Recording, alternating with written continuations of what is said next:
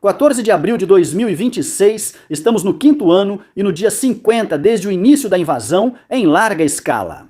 Sejam bem-vindos, eu lhes dou as boas-vindas ao relatório de situação. No relatório de hoje, vamos analisar vários pontos, focar na linha de frente e observar ataques a depósitos de munição. Vamos conferir o que o recrutamento russo faz atualmente. Há detalhes interessantes e muito mais. Vocês já conhecem o relatório de situação. Vamos começar. A trégua de Páscoa declarada pela Rússia não teve nenhum efeito operacional perceptível na linha de frente. Quem diria? As forças russas continuaram seus ataques, principalmente infiltrando pequenos grupos de assalto nas posições ucranianas. Não houve ganhos territoriais confirmados. Ao mesmo tempo, ataques de drones e artilharia continuaram dos dois lados, pois não foram incluídos na trégua e não puderam ser interrompidos. As forças ucranianas aproveitaram a situação para avançar e conquistar território ao nordeste de Liman e na região de Jampil. Isso significa nesta área, como mostra o mapa de situação. Também ocorreram ataques avançando em direção à área amarela. A intensidade dos combates diminuiu, mas não foi interrompida. Se olharmos para a última notícia de Rebar, as forças ucranianas aparentemente conseguiram romper a primeira linha de defesa russa e agora estão começando a se consolidar lá. A distância até Liman é de aproximadamente 10 quilômetros. Chama atenção, nesse contexto, também a escolha das palavras de Rebar, que é uma fonte claramente pró-Rússia e ligada ao Kremlin. Lá já se fala de um possível efeito dominó, e é exatamente esse o ponto. Quando uma avaliação desse tipo vem desse lado, não se trata de uma única ruptura local, mas sim da preocupação de que essa pressão possa continuar ao longo da linha. O lado ucraniano não avança com velocidade, mas de forma estruturada. Tomam posições, consolidam, expandem, mas de maneira bastante local e limitada. Para a Rússia, isso implica enviar forças para estabilizar a situação, mesmo que fossem destinadas à defesa em áreas mais afastadas. Portanto, se não agirem rápido o suficiente, ou melhor dizendo, se usarem as reservas de forma inadequada, segundo Rebar, um rompimento local dos ucranianos, que até agora é bastante limitado, pode se tornar um problema para todo o setor. E por outro lado, isso foi o lado ucraniano dos ataques, mas também vemos o lado russo dos ataques. Principalmente aqui nesta área, os russos estão tentando avançar em direção a Drobichev, para justamente bloquear o reabastecimento ucraniano para Liman, especificamente pela Estrada Noroeste. Ao mesmo tempo, eles também teriam a possibilidade de avançar relativamente rápido em direção a Liman.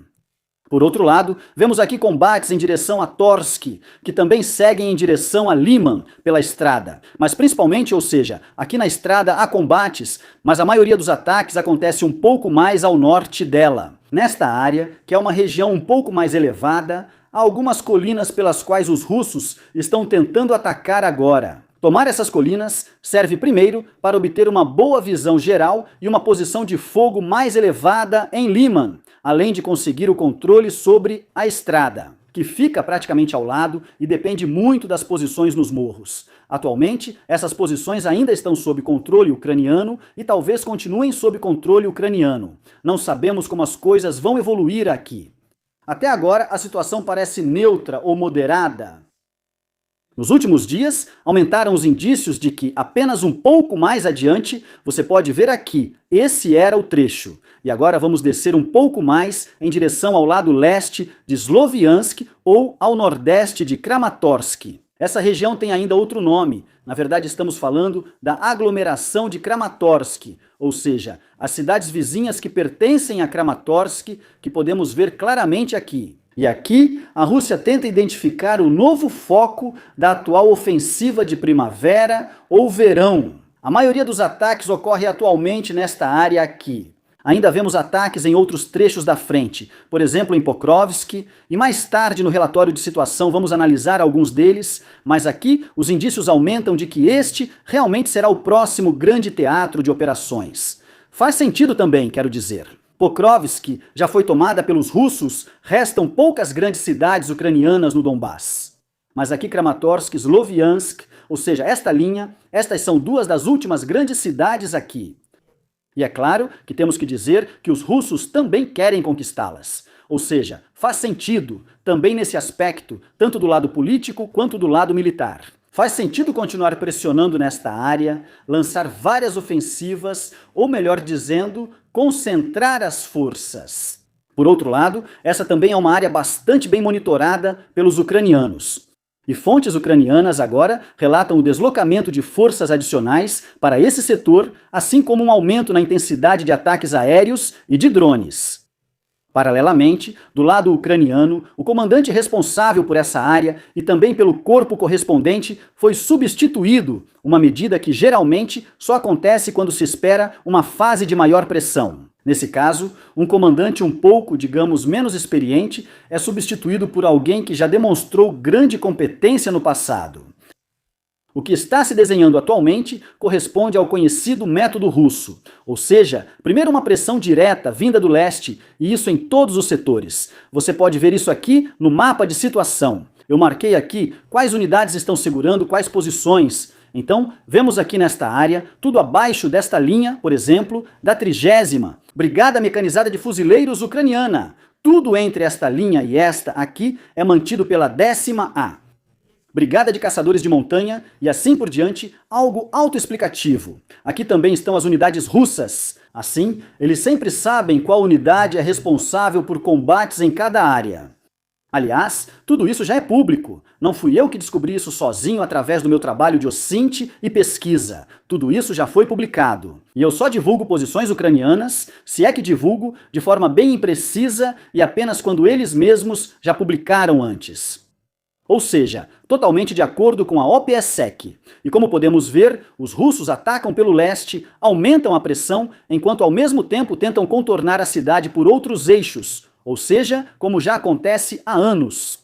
É possível imaginar um novo avanço a partir da região de Reisk para cercar a aglomeração pelo oeste. Além disso, pode haver pressão vinda da região de Liman. Já falamos sobre essa área anteriormente. É para colocar rotas de abastecimento importantes ao alcance. Mas o verdadeiro núcleo operacional está no leste. O objetivo seria chegar até as áreas externas de Sloviansk e Kramatorsk. Só isso já seria suficiente para restringir massivamente ambas as cidades como centros logísticos. Exatamente esse padrão já foi visto em Pokrovsk. Sob o aspecto do terreno, destaca-se a área do Parque Paisagístico de Kramatorsk. Quem controla certas elevações ali tem visão direta das duas cidades.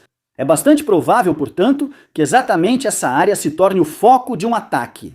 O acesso até lá passa pelo trecho próximo a Oleksandrivka e Dorivka-Druha. Ataques russos intensificados já ocorrem exatamente ali. Unidades ucranianas recuaram para linhas principais de defesa já preparadas, enquanto áreas avançadas são mantidas com pouca força. O ponto crítico nisso é que neste trecho, várias linhas de defesa ucranianas estão posicionadas bem próximas umas das outras.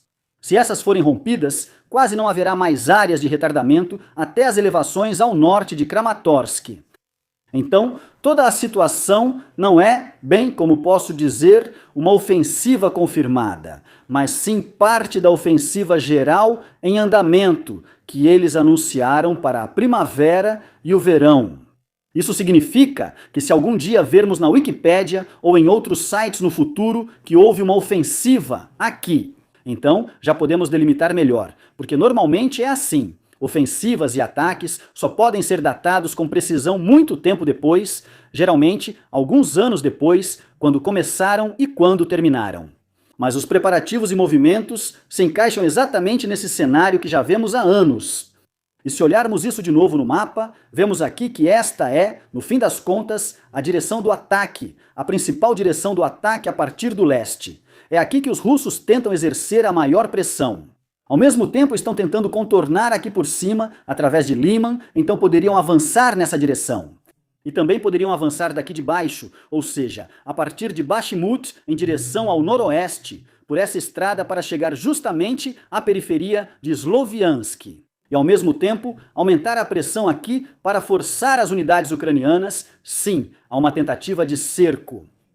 Se olharmos a distância, vemos aqui embaixo já estão marcados 5 quilômetros, mas aproximadamente do ponto mais distante da linha de frente até a cidade são cerca de 20 quilômetros, o que, claro, não é tanta coisa assim. Por outro lado, também já sabemos como é difícil conquistar 20 quilômetros. Sim, não é mais como no início da guerra, quando isso era relativamente fácil, ou em comparação com a Segunda Guerra Mundial. Pense, por exemplo, em quão rápido a Wehrmacht avançou. Eram 20 quilômetros percorridos em meio-dia. E eu acho que, se olharmos para isso aqui, provavelmente ainda estaremos falando sobre esse trecho da frente aqui até o final do ano. E isso seria bastante realista se nada mudar significativamente nesta guerra. E isso provavelmente não vai mudar. Mais tarde, ainda no relatório de situação, veremos um grande problema do lado russo em relação ao recrutamento. Ontem, a Hungria elegeu um novo chefe de Estado com maioria de 2/3. Péter Magyar é visto em muitos setores como uma versão mais moderada de Orbán em vários aspectos políticos. Ontem, eu fiz um vídeo sobre isso, sobre a vitória da oposição na Hungria. No entanto, ele não é chamado de Orbán Light em todos os aspectos, pois, ao contrário de Orbán, ele é pró-União Europeia e também contra uma tomada de poder russa gradual em seu próprio país. Agora, ele deu uma coletiva de imprensa e fez graves acusações contra o atual ministro das Relações Exteriores do governo de Orbán. Segundo ele, atualmente estão sendo destruídos documentos no Ministério das Relações Exteriores que dizem respeito a ligações com o lado russo. Especificamente, fala-se de documentos triturados e de muitos papéis destruídos. Naturalmente, não há confirmações independentes sobre isso. As declarações não são confirmadas. Essas alegações ainda não podem ser verificadas. Se algo disso fosse verificado, teria consequências políticas significativas. Atualmente, porém, o que permanece são relatos bastante unilaterais vindos da oposição. Conclusões como o fechamento do espaço aéreo húngaro.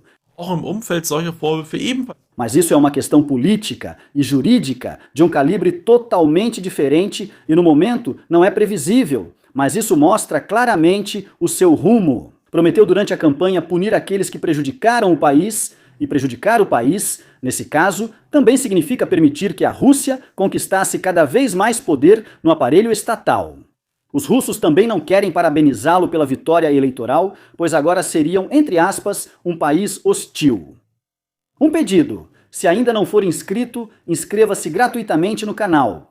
Isso me ajudaria muito a alcançar mais pessoas, algo que precisamos atualmente. No fim, faço tudo isso por conta própria, enquanto estudo e trabalho. E mesmo que para você o relatório dure cerca de 10 a 15 minutos, são ainda assim 4 horas de pesquisa todos os dias, inclusive em feriados, no Natal e no Ano Novo. Porque eu também faço reportagens sobre a guerra nesses dias, porque a guerra não para. E você recebe, eu diria, as notícias praticamente mais atualizadas, resumidas de forma tão breve e compacta como em nenhum outro lugar no mundo de língua alemã.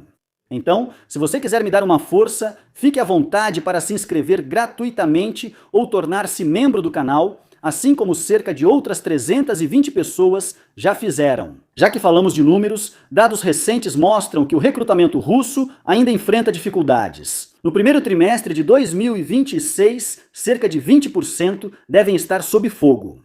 Isso significa, em média, cerca de 800 novos soldados contratados por dia que a Rússia consegue recrutar.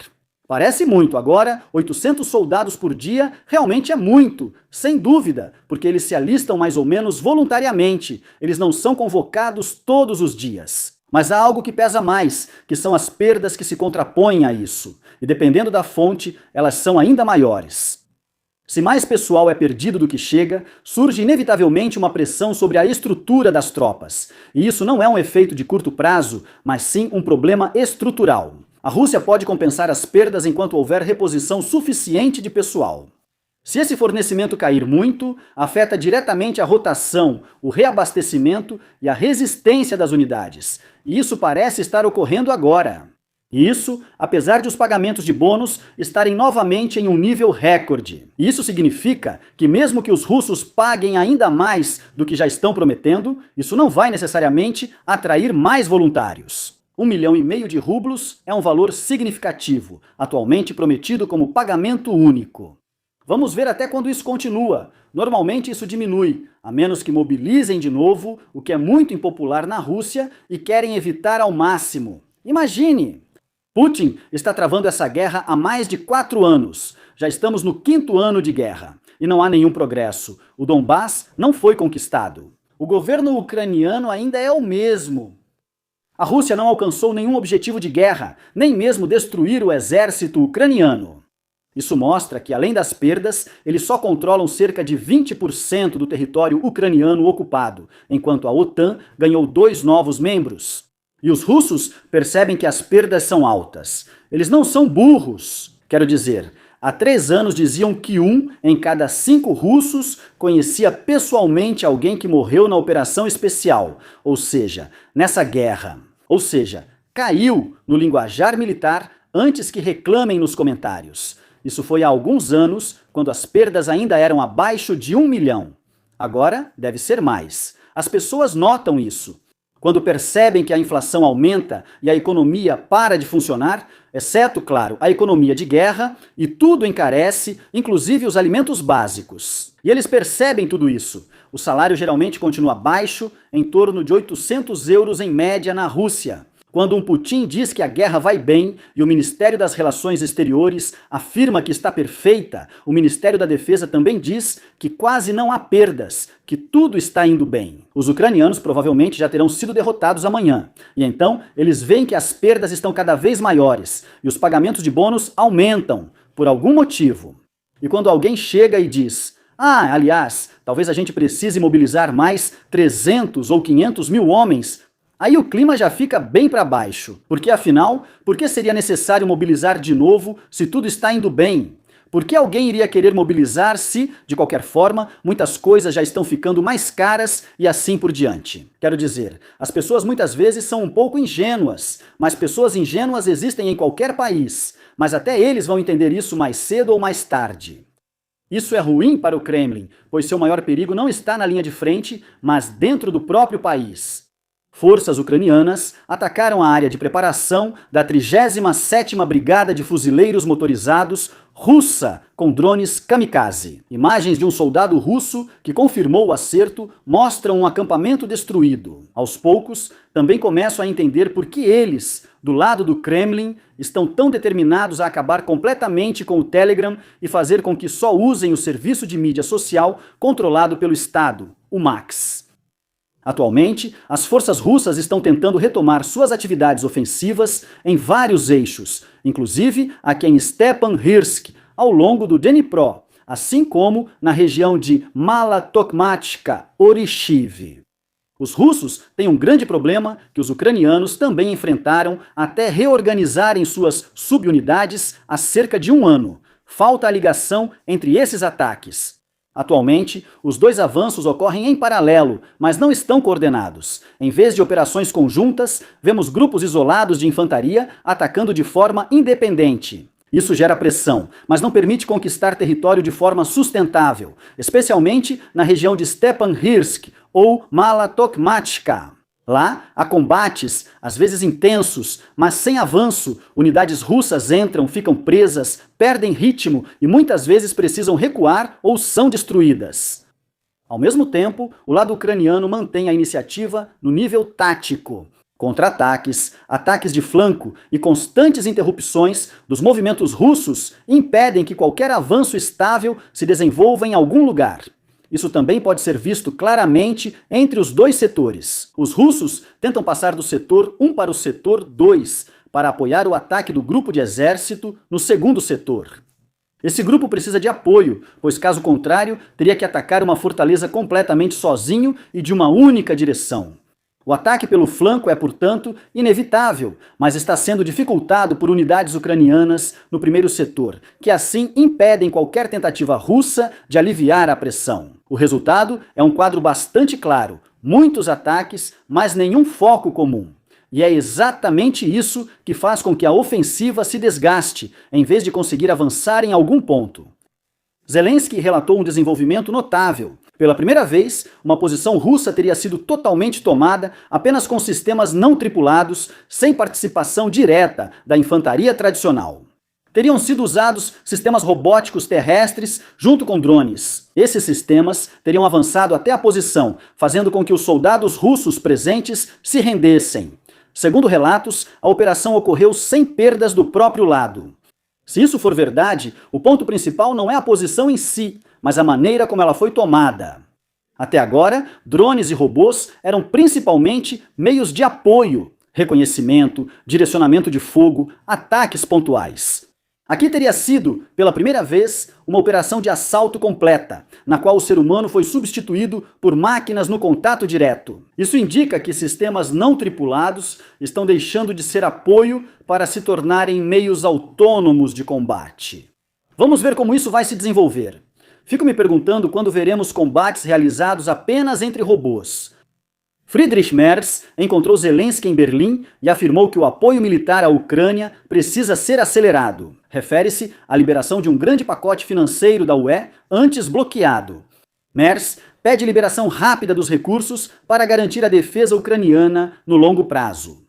Ao mesmo tempo, são firmados novos acordos de cooperação em drones, artilharia, armas de longo alcance e troca de dados digitais de combate. Isso não é um apoio clássico, mas claramente voltado para o desenvolvimento conjunto. Foi dado um sinal político. A Alemanha segue apoiando a Ucrânia e sua entrada na União Europeia, não só a curto prazo, mas como decisão estratégica. O ponto decisivo aqui não se trata de entregas isoladas, mas de uma certa estrutura. Financiamento, cooperação industrial e troca de dados são os pilares para uma integração militar e econômica de longo prazo da Ucrânia na União Europeia, que também se busca na Alemanha e principalmente na Ucrânia. Agradeço a todos os assinantes, membros do canal e equipe. Agradeço a Oberseite Henneck, Sila, Dietrich, Ferdinand e Meyerhofer. Inscrevam-se, curtam, comentem e até o próximo Boletim de Situação.